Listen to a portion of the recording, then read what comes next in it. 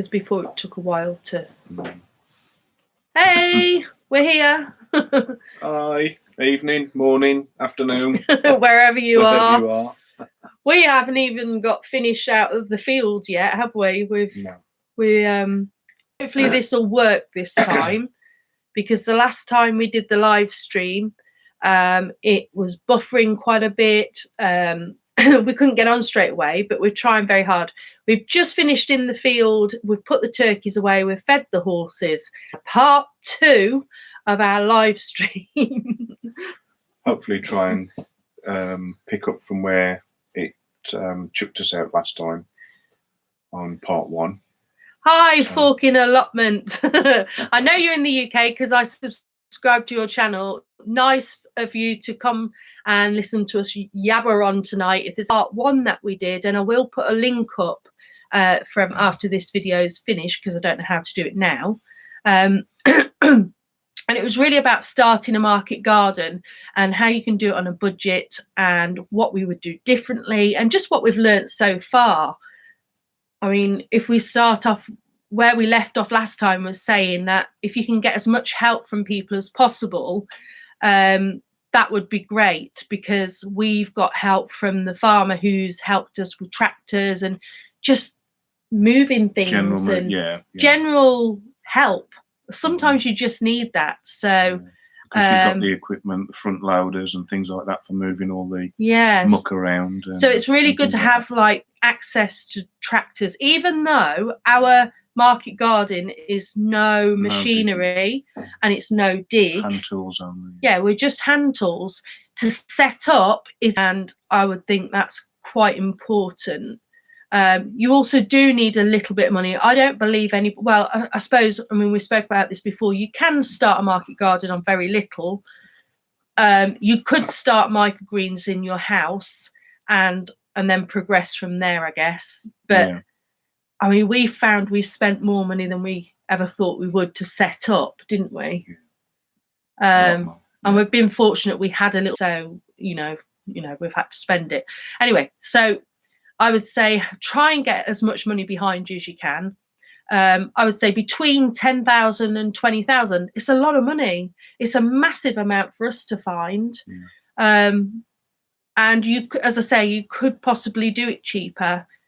I mean, it's not just things, the core structure things you can plan for, but then when you actually get onto a piece of land, until you actually know what that land's like, what the area around you is like, I mean, what kind of wildlife and stuff like that. I mean, we've had to spend quite a lot of money on getting our growing area completely surrounded by rabbit fencing, which is something that we didn't think about when we was putting our plans down on paper and when we were thinking on what we're doing. And that was nearly £3,000 to fence half of the field, and we could have done it slightly cheaper, but we went for the slightly taller fence, not because we wanted to, but because we have got deer knocking about on the property. So there's deer and there's rabbits,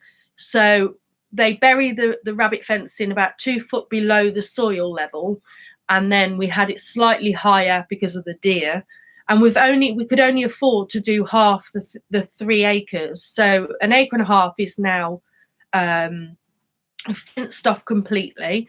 There's no guarantee it'll keep the deer out. We can only do what we can do. All the rabbits, because you've still got to have gates and things like that there. Yeah, and we have fenced the gates, but I mean, look, the Jack Russell got through it. Opening and closing the gates, obviously, unless you're prepared to go and tread it down every single time you come backwards and forwards through the gates. But we're hoping that we'll try and keep them away. Hopefully we'll be okay. So we have voles. There's a couple of like vole nests about, because we can see the little tiny holes in the ground. I have filled them in a couple of times, but they've reappeared. So they are there. So we'll see how they get on before we actually make a decision on what we're going to do with those little critters. Because we don't want to hurt anything. So it's a bit of a, if anybody's got any suggestions about how to move voles off the area without killing them, that would be good. So really setting up the market garden, the purchases, knowing what to buy at the beginning. I mean, we're as I said, we're all hand tools, and we have bought a lot of second-hand hand tools so we can reuse them. And some of the old ones where you get off the markets, you know, like the old, I don't know what you call them. Hand tools, what, the hoes and things like that. Yeah, but where it's not old. I'm trying to explain who we got them off. So so people who sell like vintage tools, you know, like your granddad's stuff, and there's a lot of markets where there's a guy who will sell all the old tools and bits of, I don't know, pipe and old ground. Is the old gardening tools are much better. Hi Brent TV. Oh, thank you. Well, we're very new on. We can't believe we've got 1,000 subscribers, Brent. We're literally over the moon about it, and we haven't really started this channel properly until we start growing, and you know, so maybe we'll get more. But thank you so much. That's really sweet of me. Yeah. About 50 years old when we get them. And so it's really nice to use somebody's old tools, and they're much better than the new stuff you can buy. So we went and got loads and loads of like hoes and spades and forks and whatever, shovels that were from like second hand. Yeah, and rakes. We got a brilliant 30-inch rake for the beds. So hi Elizabeth, I'm just going hello. Sorry if I miss you all, but thank you so much for listening. And so we got all the old tools, so we're all hand tools. The only thing I don't know whether I regret it. Well, I don't regret it because I know it's going to be useful. Is we were trying to work out what to buy. We didn't know whether to buy the greens harvester from America, which works out around £600, which is a lot of money for us. It really is. Or the Jiang Seeder for the Jiang Seeder, yeah. The outside beds. So we were like, you know, we weren't sure which one to do. So we went for the Jiang Seeder. And I think we've got spam on here. I think people are being horrible. Sorry, everybody. But if you're not interested, go on another channel. Anyway, so the people that are listening will talk to you. So we went for the Jiang Seeder. That was about £600 as well. And it was apparently better than, what's that other one called? The Earthway, I think it might be. Now, I'm quite excited about using the Jiang Seeder on the beds in the spring because we're no dig. However, it was a case of, do we go for the Jiang Seeder or do we go for the greens harvester, which cuts your salad leaves when they're about that big. You can go straight across, and it's so much time. And I would love a greens harvester. So in hindsight, I think that would have been a better buy for me, but I can't have both at the moment until we start making some money. So that's on my list. I would love enough money on our salad greens. It will save a lot of work. So that's something, that's not a regret, because I don't regret getting the Jiang Seeder, but I would prefer to get the greens harvester. Yeah, and I think if anybody was starting out and they had to decide, I think the greens harvester would be better than the Jiang, because you can really seed easy enough. I mean, most of our stuff really, realistically, is grown, you know, into start. So we grow them to about that big and then plant them. So we don't really need the Jiang Seeder. Not yet. Not yet. So we could have done without that. Anyway, so that's that. It's just about the work. How are we going to do it at our age? Because we're 48 and 55, and most of the market gardeners who are starting out are fairly young, you know, 20, 30-year-old, and we're slightly older. And it doesn't phase us at all, does it, really? It doesn't phase us. Yes, it might be a bit harder on us, but it doesn't phase us. And because we're no dig beds, no till beds if you're in America, it's slightly easier, so we're not digging anything. I think the only thing is the initial setup of the farm. We found that really hard work, and I've still got about 21 beds to put down, and it's just that lugging all that compost and setting the beds up. But it's quite, we need to get it done like now. It's been raining, but we've got a good week ahead of dry weather, so really, really grateful for that. And I will be really getting on with that this week.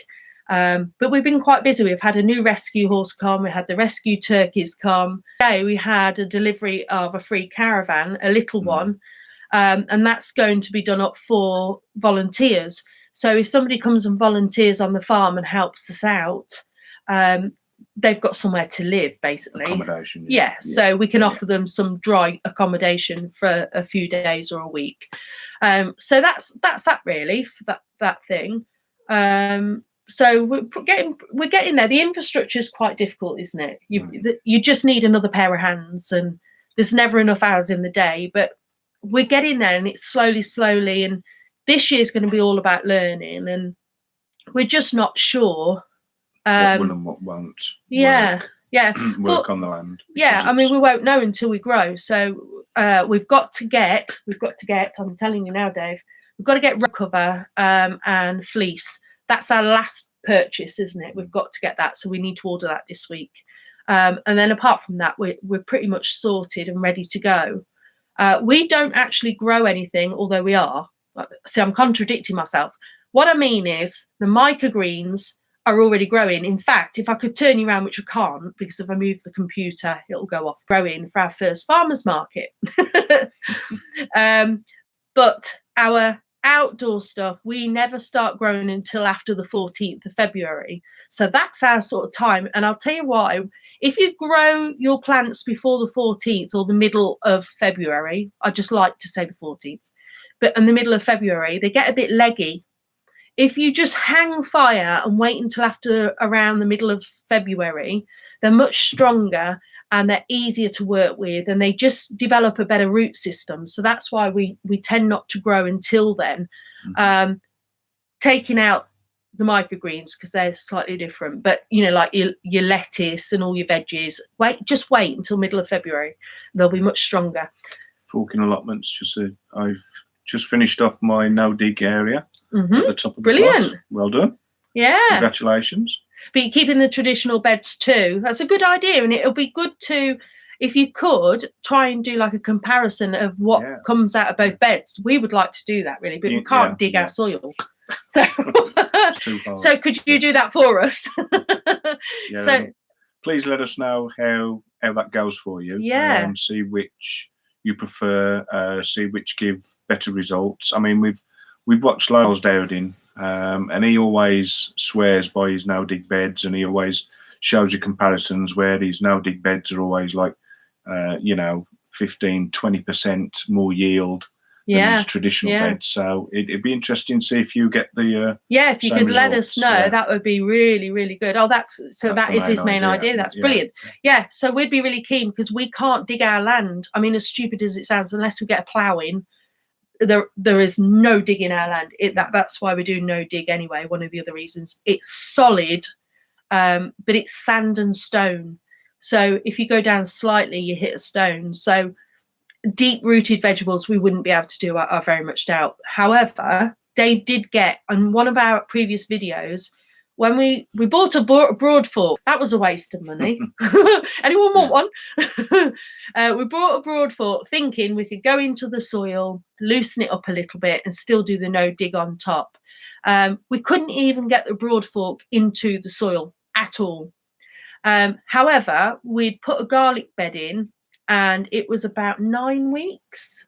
Roughly about 9 weeks. Yeah, about that, yeah. And I said to Dave, just have a go, see if we can actually get down, see if it's made a difference slightly. And it started to settle down.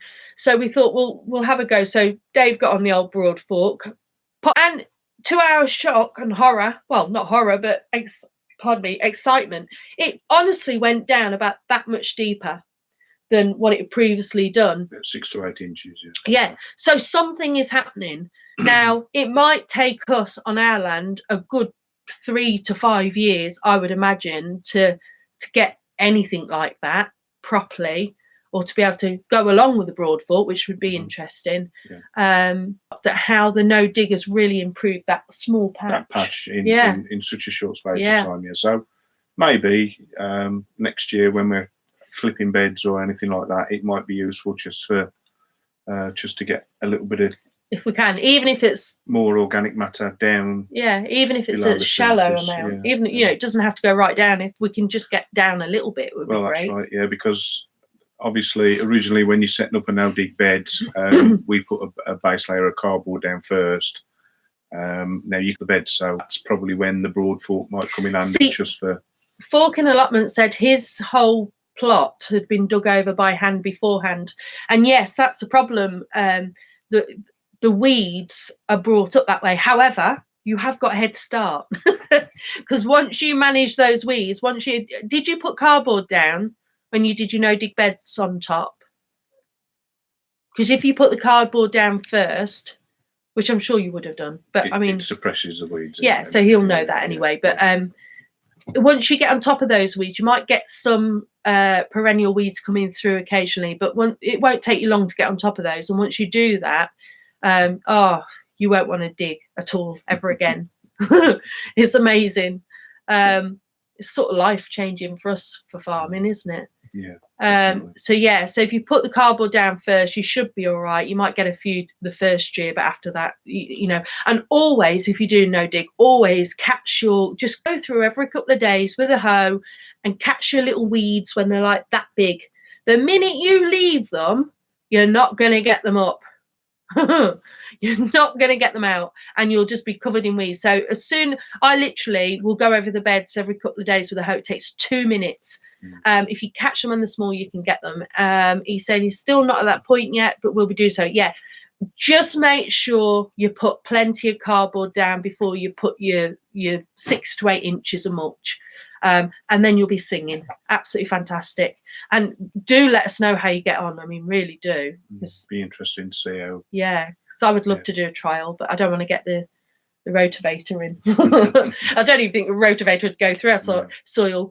If you'd seen a previous video, a couple of videos back, we had to hire a digger, a trench digger, to get the pipe work from the farm up to. Yeah. How many times? Yeah, the auger on the side that moves all the waste material to one side, as a shear nut through 3. It had sheared 3 off, and by which time I'd had enough, and I just called the guy up and says, look, I need to do, come and take it away, and then turned around and looked and thought. And you cannot dig it by hand, so I was like, you're going to have to call him back. Fortunately, he took it away and he had a look at it and he had a tinker about. I don't think it could have been set up properly. Maybe not. Because we were the first people to actually hire this machine from him.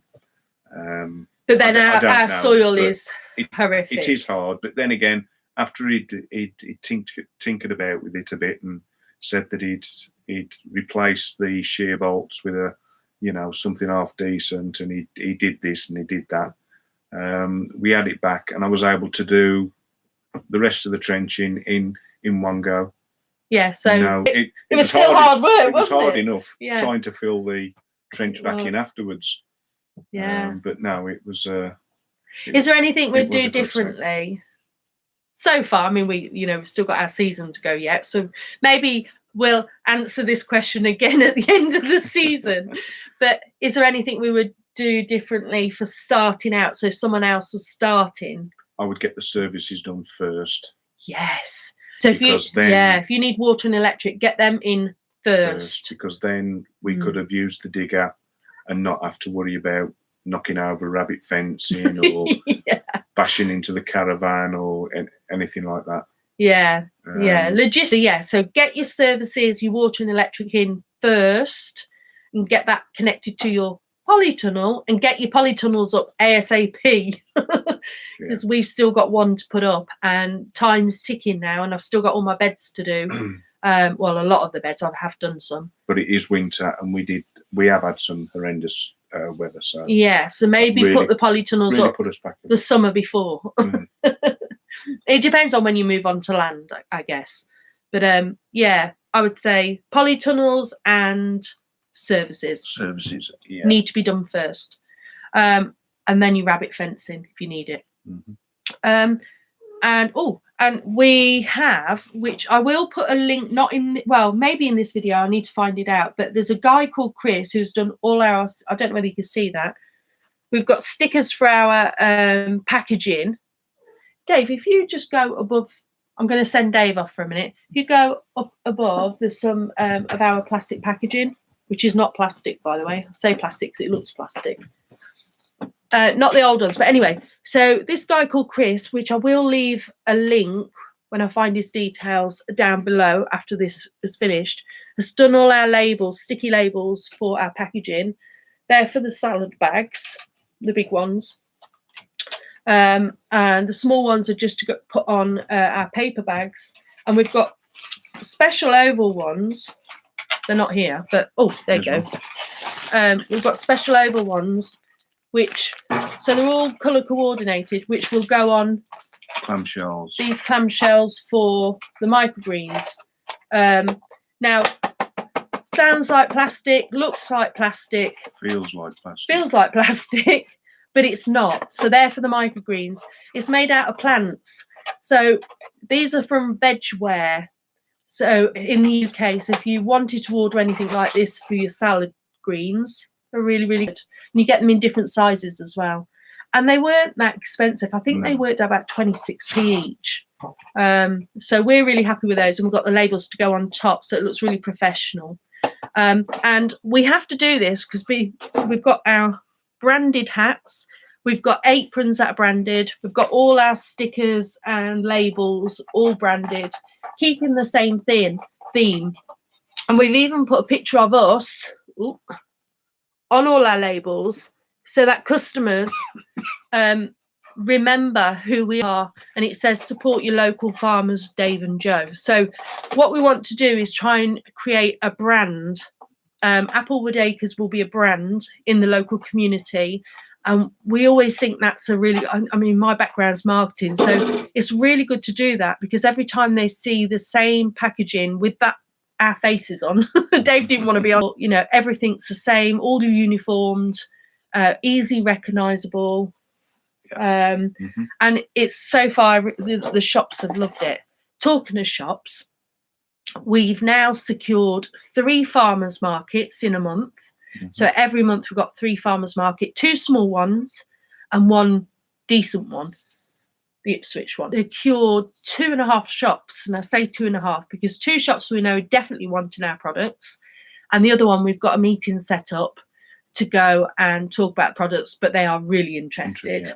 And they're doing a massive overhaul, and they want local produce and local farmers to work with them, and so that should be really good. It is quite overwhelming because then I've got to grow it all.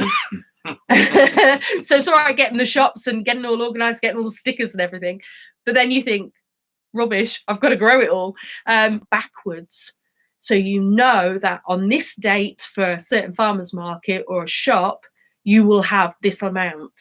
And as we all know, as farmers, anything can happen in that time. So you've got to grow a little bit more than you expect to sell.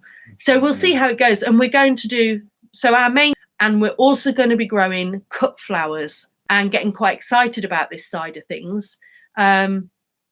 So that will be interesting to grow the cut flowers. So I've bought lots and lots of different seeds, and we'll do a video with all our seeds that we've got. We've bought too much.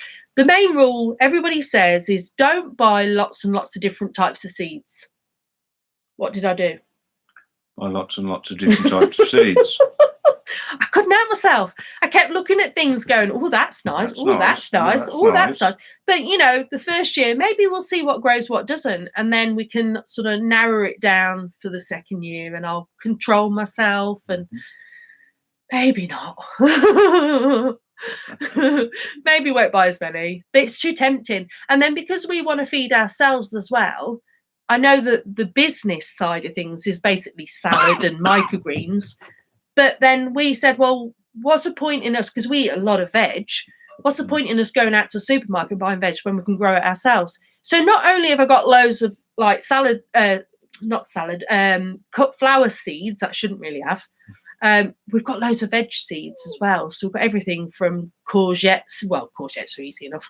Courgettes to aubergines to tomatoes to, I mean, there's just everything. Sweet corn. I shouldn't even be doing this because I should be concentrating on the lettuce side and the microgreens. But because we eat it ourselves, Nice to see we're not on our. I know, Fork and Allotment. What's your name again? What's your name? Because it's hard to say that. Is it Chris? Is it Chris? Is that a memory of mine? Or have I made that up? I want to know what that spreadshirt is, the merchandise store. What's that? Can you see that? Fork and Allotments just set up a merchandise store. Oh, and Spreadshirt. Oh, I've not heard of them. No, normally. A tease meal, I think we were going to do for our channel. Chris. Yeah. So, oh, Chris, look at that from memory. I don't know how I remembered that, by the way. But hello, Chris. That's brilliant. But yeah, so something we will try and do. I've got to do a design for merchandise, but I know a lot of YouTubers put it below their channels, so we will do something. I mean, if people want to buy it, I don't know, will they? I don't know.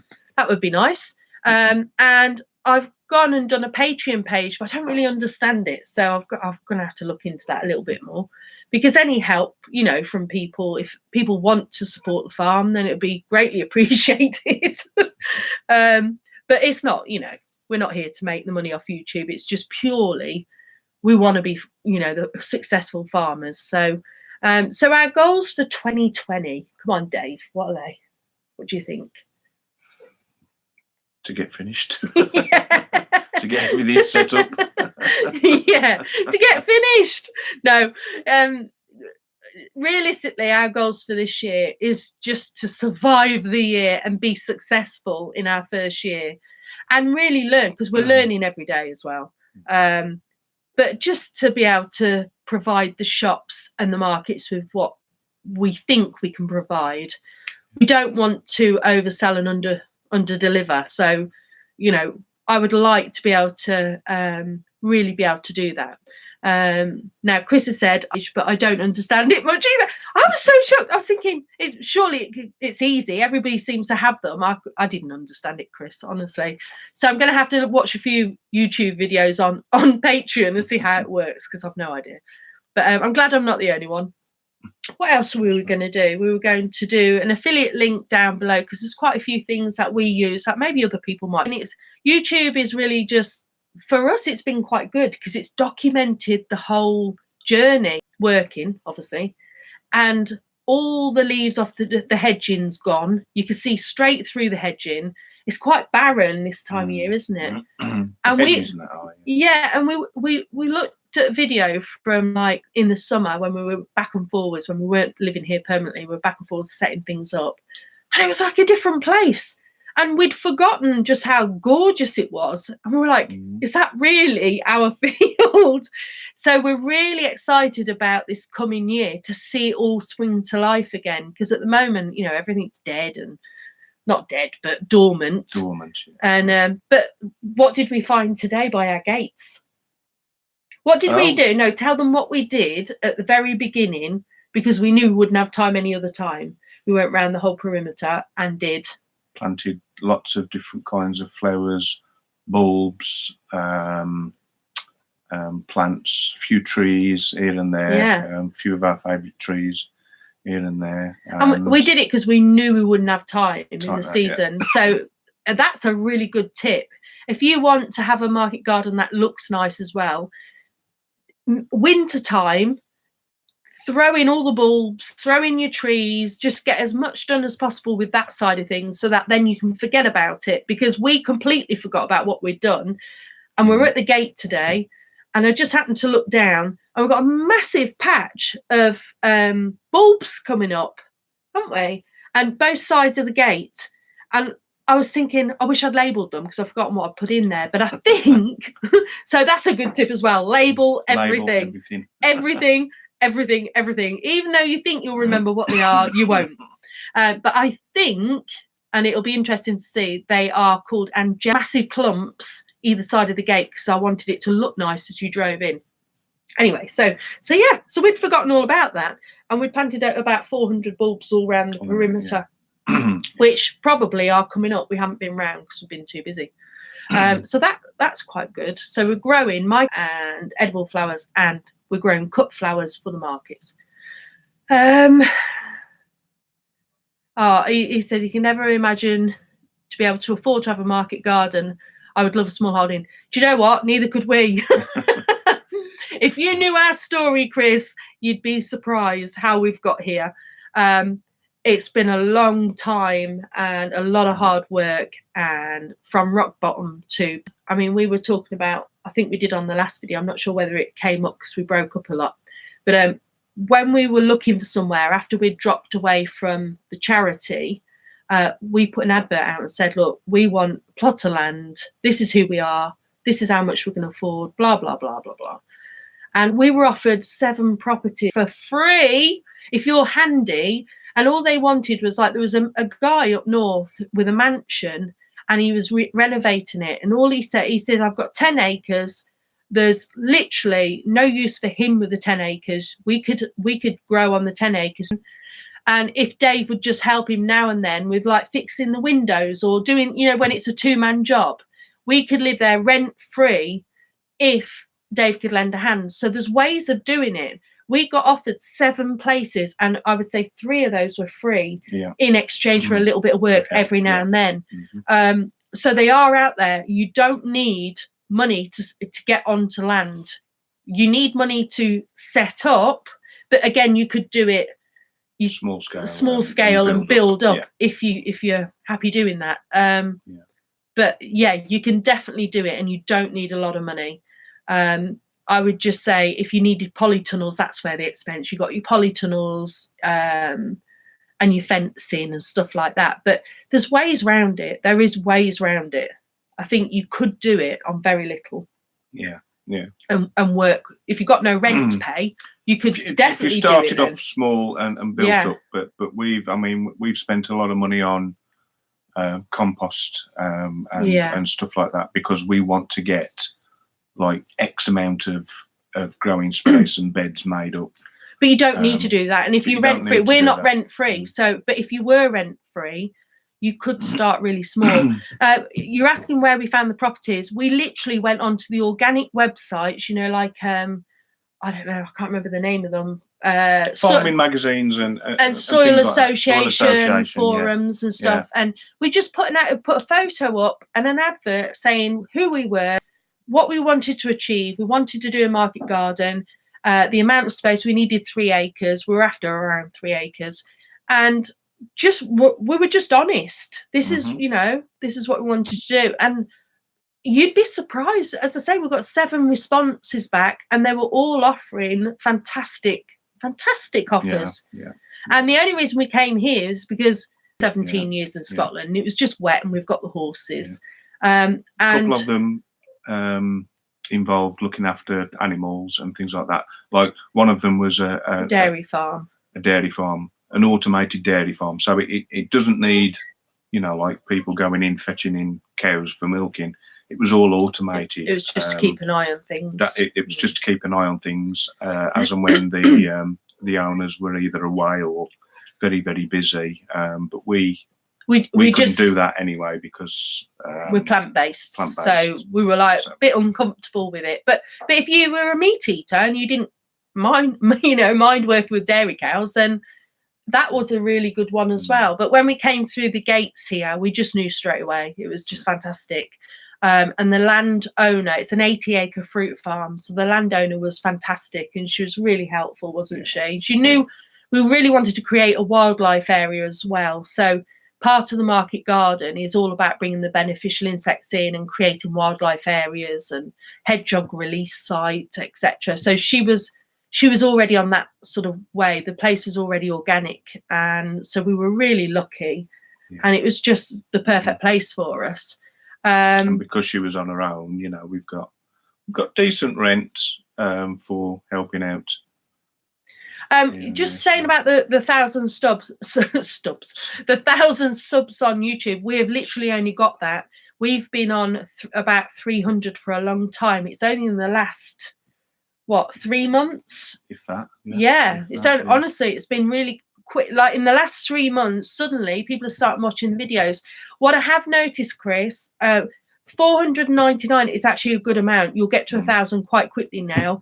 Make sure your videos are over 10 minutes long. I've been doing a few like watching videos, learning about YouTube because I'm not really sure about it. But what we found is the videos that are over 10 minutes long do better.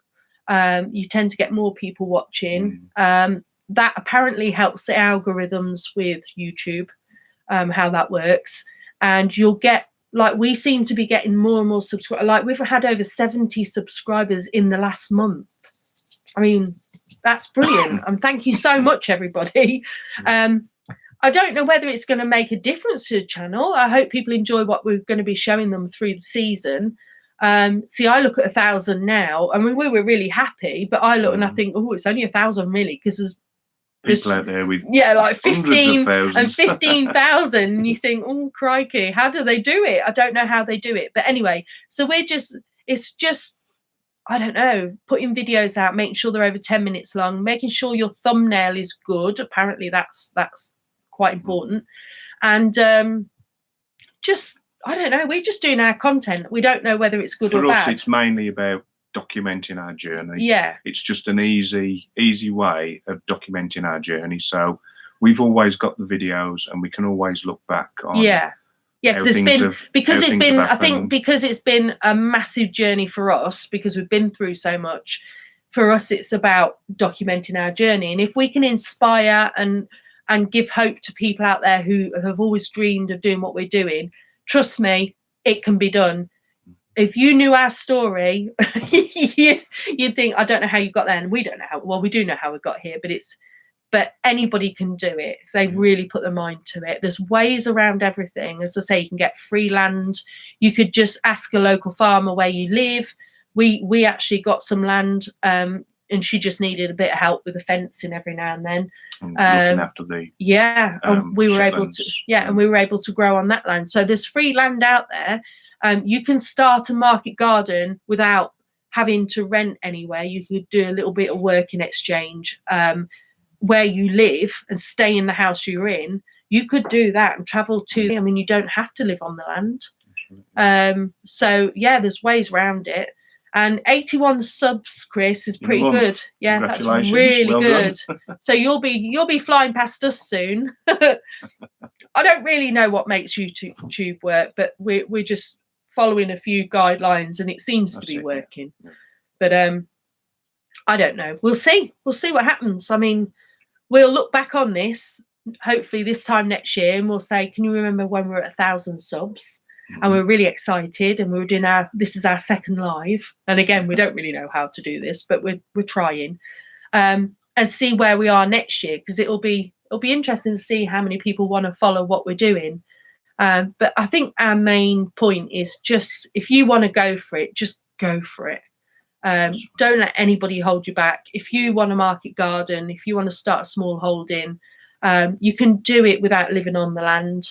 And that's, if that's the way you get your pleasure, working out in the open air all day long and selling your veggies at the local market, or even to a local store, which is what we did in our backyard. I mean, we started doing microgreens in a shed, tiny shed, 4x6 shed, and we sold it to local shops. That's it. We had no money, and we just scraped together whatever we sold, we put back into it, and that's how we started. And that's why we were called Backyard Vegan initially. To begin with, yeah. So from that little shed, which is now our toilet on the field, to we're here on a 3-acre farm, and we're doing a market garden. It was a good learning curve. Yeah. It was it was a good few steps on the ladder to where we were going on our journey. Yeah. There you go. And our main thing, I think we said it in the last video, but I think the main thing, if you're going to do it to sell, you're going to put greens out there to sell, or microgreens, or salad, or flowers, or whatever, it doesn't matter what it is, have a business plan. Put it on paper, write down. I must apologise. On the first live show we did, I picked up a folder and said, this is our business plan. I'd just like to explain. I don't know. I think he's getting the book. Not sure. Again, yeah. We're not really sure why it cut out last time, but it did. Yeah. I don't know. I said last time, this was our business plan. In reality, it's not all a business plan. There's only about 30 odd pages of it business plan. That's quite a lot of pages for a business plan. The rest of it is just research, information, and things that really come in useful. So folks who sort of almost fainted to think, oh, I can't make one of those. This isn't all business plan. Yeah, but I think it's more of a journey folder, this one. Yeah, but I think for a business plan, it's good because what we did was we looked at what we would have to sell in order to make week by week and tray by tray or clamshell by clamshell, or, whatever it might be you're selling, or salad bags. It really showed you, right? At first you thought, oh my, you had a goal to aim for, and it wasn't as bad as it first seemed. So it gave you a guideline of like what you need to sell in order to live, basically, right, and comfortably as well. Because we don't want to struggle, we want to live comfortably. So definitely business plan, even if you're just starting out, that's the main thing, isn't it? And nobody else has to see the plan. It just, if it's on paper, you will know what you need to be doing every week in order to hit your goals. And if you exceed them, then that's fantastic. I mean, I really hope we do. But we based ours on the minimum amount. That's right, yeah. I mean, we were lucky in the way that we did have a little bit of a head start because we were already producing and selling at the little shed. So we got a few facts and figures, that we can actually base it on the amount of sales that we were doing, to how much we were growing. So we did have a little bit of a head start on that. So yeah, it gave us a guideline, didn't it? But you could easily get the information if you ask local people what they're selling their veg for. That can give you a guideline of how much it costs you to produce that veg and what your sales will be, and then you'll know the difference and what you're making. Some things we were shocked at, that you don't make that much, but most of it, I mean, the microgreens, it costs me about £2.20 to produce a tray, and I can get, if I really grow them well, I can get about 4 clamshells out there that sell for £3 each. So that's a good markup. Mm-hmm. Yeah. So, we like that. So the microgreens are quick and high value, so they're good. But yeah, so there's ways around it. Just do a business plan. That's the key. So that's that really. So I think we'll end it there because we've been yabbing on for. Please leave them below. And thank you for watching, and thank you so much for subscribing, and hit the like button because it helps with the algorithms apparently. But if you want to get in touch with us, you can email us on applewoodacresuk@gmail.com. You can come and volunteer at the farm. We will have the caravan ready in a few weeks' time.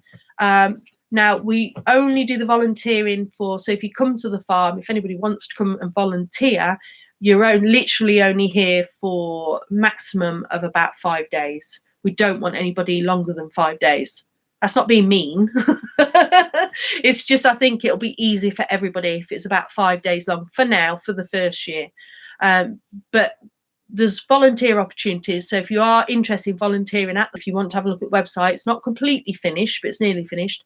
And that's www.applewoodacres.co.uk. But yeah, you can drop us an email. We're pretty, ask us any questions and we'll do our best to answer them. Yeah. But we learn a lot off everybody else on YouTube. So it'd be great to sort of swap and find out what other people's stories are. Yeah, be really good. And Chris, please let us know how you're getting on with your beds. Yeah, that'd be interesting to follow your journey on that one as well. Yeah, well, we subscribe to his channel, so we'll be able to follow him on there as well. So we're all new to this, and we'll all do our best, I guess. But thank you so much for tuning in. we're going to go now, and thanks very much. See I you hope again you've soon. enjoyed our little chat tonight. Take care. Bye. Bye.